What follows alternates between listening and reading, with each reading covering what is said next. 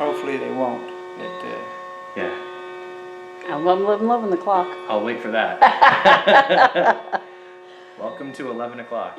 Okay, this is just on, so.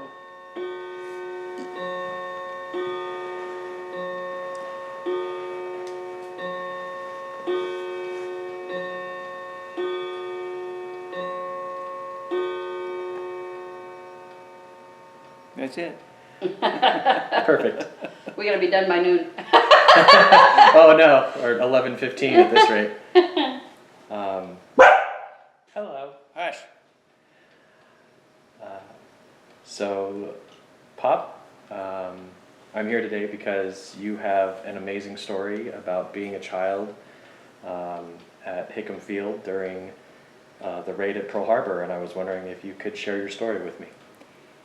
I'll try. I don't know if you want a beginning, how I got there. All of this would be great.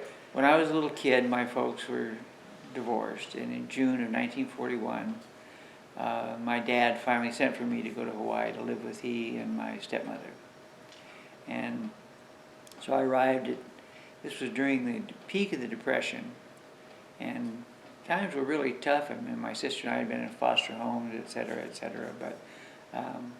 Why were you in foster homes? Well, because my mother was working in a necktie factory. She made $4 a week, and she just couldn't take care of us. And so when my dad sent for me, she could take care of my sister, but she couldn't take care of two kids. So then I arrived in Hawaii, and my dad worked for the government and civil service, and he worked at Hickam Field, and that's how and we lived in Hickam housing, the same as the military did. But they were nice. They were nice Hickam housing. Right on. How old were you? When I went to Hawaii, I was 9 years old. 9 years old. And tell us about the political climate and the war that you can recall leading up to December 7th. Well, being only 9 years old, nothing. I mean, okay. In Hawaii, the Japanese, they were open 7 days a week. We traded with the Japanese. There was no indication in Hawaii there was going to be a war. I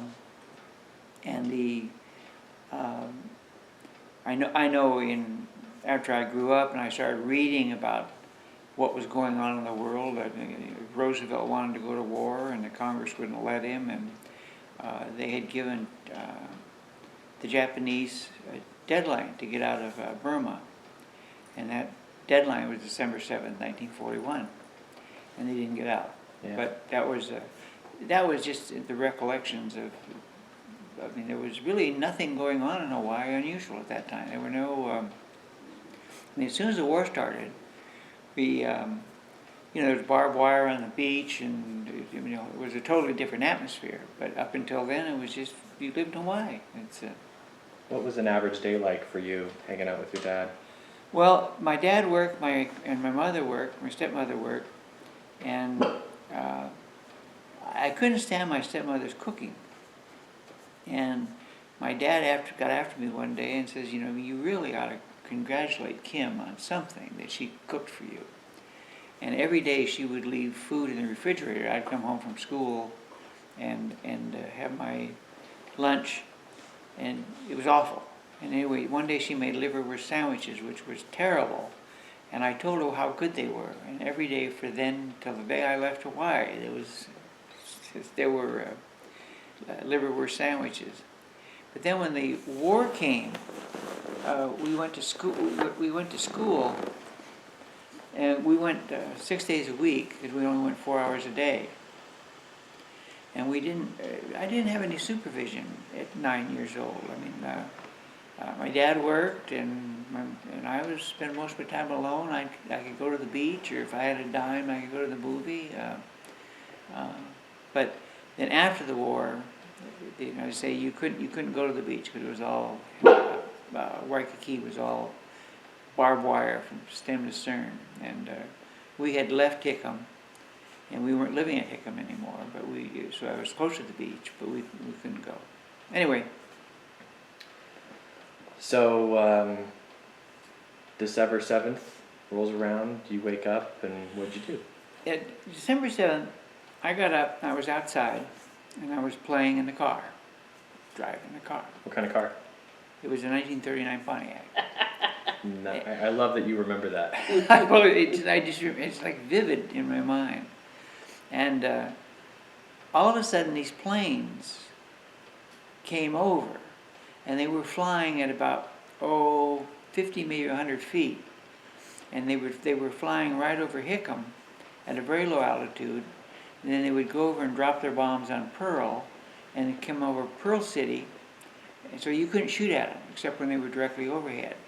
Could you see the pilots from where you Yes, we could. I went up and got my dad up, and he says, "Oh, that's just military exercises, the Marines or something." He didn't believe it.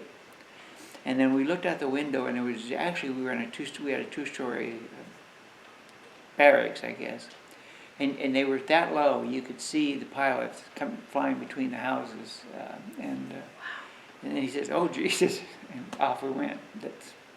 And you could see at that time black curling smoke coming out of Pearl, and it was obvious it wasn't an exercise. Right on. So what was your dad's reaction when he realized? Well, he immediately gathered us up, my mother and I, my stepmother and I, and he took us up into the mountains where he had some friends that had a place up there. So because there was at that time on the radio they were talking about invasions and whatever, and he wanted to take us as far away from the beach and far away from the military facility as possible.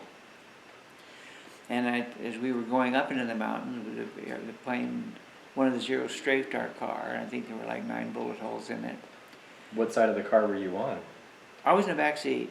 But the bullet holes were in the roof. And Wow. Anyway, he got us to our friend's house, and I remember they had a big old radio, and had a green eye right in the middle of it. And I'd lay on the floor, and you'd be listening to the news, and it was as it developed. But I was so little, I don't remember vividly all the details. But my dad had to go back to Hickam and reported to work to do whatever needed to be done, whatever they were doing there. And so he left us, and he was gone about 4 or 5 days, and we didn't know if he was dead or alive, or whether the Japanese had invaded, or what was going on. We were just kind of and then finally he came back up, and then we moved to Kaimaki, which is out of Hickam housing. Who did you stay with during those times? It was friends of my dad. I don't know. I don't know that I ever seen him before or since. It was just a couple, and we stayed at their house. That's all I really remember. And of course, my stepmother, she was a nurse, and so she worked at Tripler Army Hospital, and so she was going to work every day. So just the couple and us were up there, but that was it. I don't know.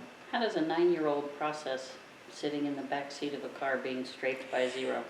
It doesn't bother you. No? I mean, you're not aware of. I mean, I never was frightened ever. I mean, you can't conceive of what's going on around you. You're just part of it, and you know something's wrong, but it's not even surreal. You just, what can you do? Here you are. You're in the back seat. Back seat. So, is there anything else that you remember from the days following, and your father's behavior and the behavior of the base? Yeah, the most suspicious thing is the Japanese stores were open 7 days a week. December 7th, they were all closed. Even though the bombing didn't start till 7 o'clock in the morning, they were all closed. And we found that very suspicious, although being 9 years old, I didn't, other than hearing people talk about it, this was really odd. That Say that again.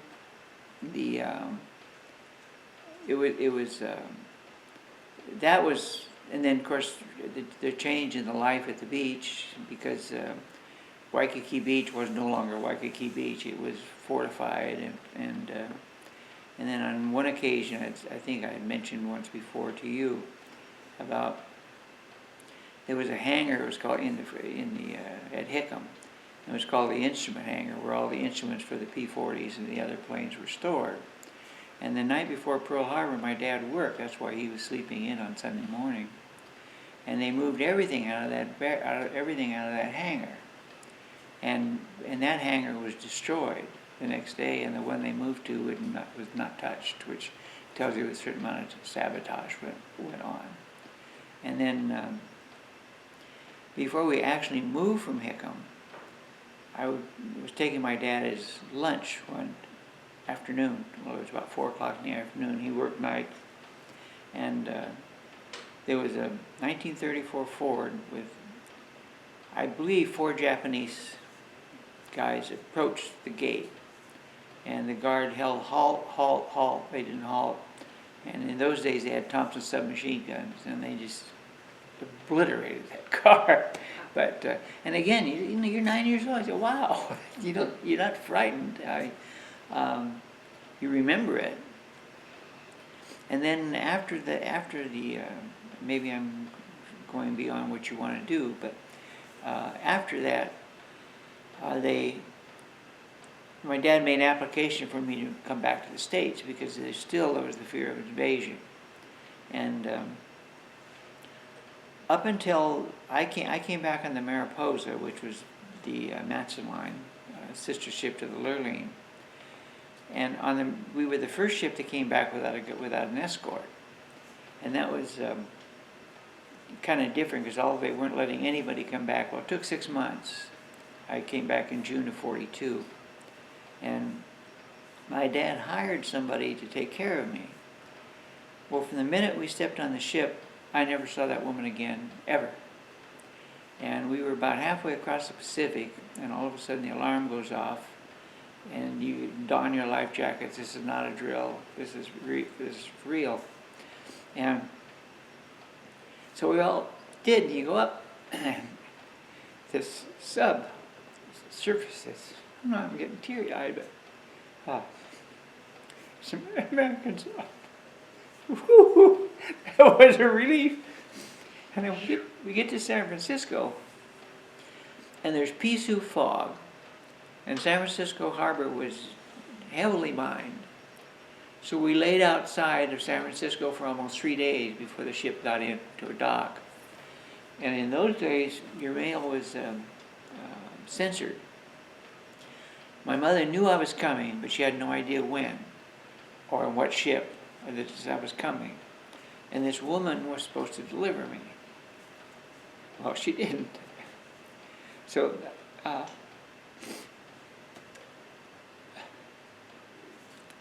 wound up in a big concrete building with cots in it. I don't know why it bothers me. We can take a moment if you'd like. No, it's all right. Anyway, I was a refugee. And I couldn't remember my mother's married name. So it's the Red Cross was taking care of us. So finally I remember they live in Modesto and their name is Shimon. And they just put me on a bus.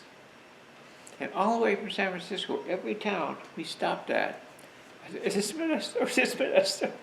Modesto, yeah. And I get there, and I call one person, and all the Shimons were related. And it wasn't my mother, but it was, I forget the name. Joe Shimon. And he says, "Your mother's on the way." So that was it. How long from the time that you were put on the boat from Hawaii, how long was that until you met up with your parents? Okay, well, going over on the Lurleen, it was a luxury trip, and it was 7 days. Coming back, they were really steaming. We got back in 5. But I know we laid outside San Francisco for a couple of days.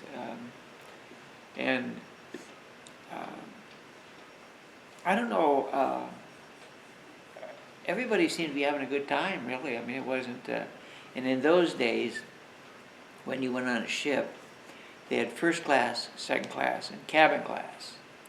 And of course, I came back in cabin class where you shared a room with 3 other guys. And you didn't even know them, you just shared a room with them. But it was, even though it wasn't a luxury cruise, and you couldn't leave your deck. I mean, if you were in cabin class, you stayed in cabin class. First class could go anywhere they wanted. Second class could go down, but they couldn't go up. But it was an experience. I mean, in 2015 today, it would be an outrage for a 9-year-old to be left alone on a boat for a week. He paid her, and she disappeared. So what did you do for those days with your bunkmates and on that level? I had a good time. Yeah, I mean, you know, the food was good, and I was telling Whitney, there were 3 adult males in my room, and they had games for the kids to play, and I won a potato race and a potato sack, and I won something else. And I had these little prizes, and I went back to my room one evening, and I have the upper bunk, and there's somebody in my bunk, and I said, oh my God, I'm so scared. I'm all by myself.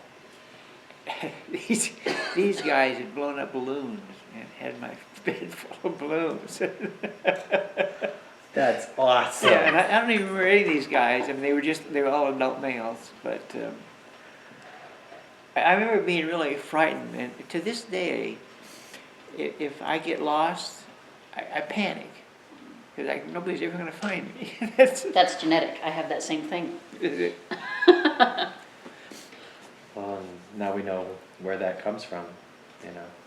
I can't imagine. I remember when I was 5 and I was putzing around, not getting ready for school, and mom told me, she said, if you don't get on that bus, I'm going to kill you.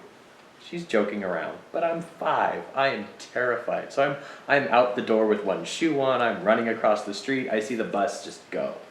I'm not going back home. I know what's going to happen if I go back home. So I'm walking around downtown Bakersfield, going around the roundabout downtown, walking up Chester Lane, following buses. I'm seeing buses everywhere, so I'm just following buses. I'm like, when I find a bus, I'm going to get to school, right? I end up tired. I'm at a Del Taco on Truxton and Chester when there was a Del Taco there. And I walk in and I'm crying. And the person behind the counter's like, are you okay? And I'm like, I'm lost. I know mom's phone number, so I give them mom's phone number. She's leaving for work as the phone rings. They're giving me ice cream, trying to calm me down. My mom thinks I'm on the bus. She comes rushing in. She said, what happened? I said, I missed the bus and I didn't want you to kill me. I bet she has a whole different take on this story. But being lost, I definitely was afraid. Mm-hmm. Oh yeah, and I think particularly like being on the ship and being a refugee, and when I go to the store with my mother, if I couldn't see her, I just would panic if she wasn't there. But, and if I'm somewhere, thank God for GPS, because if I'm somewhere now and I get lost, I panic. I'm never going to get out of here. That's anyway. This is off the subject. No, this is really good. You know, I think we've covered the event that we wanted to cover, but you've lived a pretty awesome life. Let me start and stop.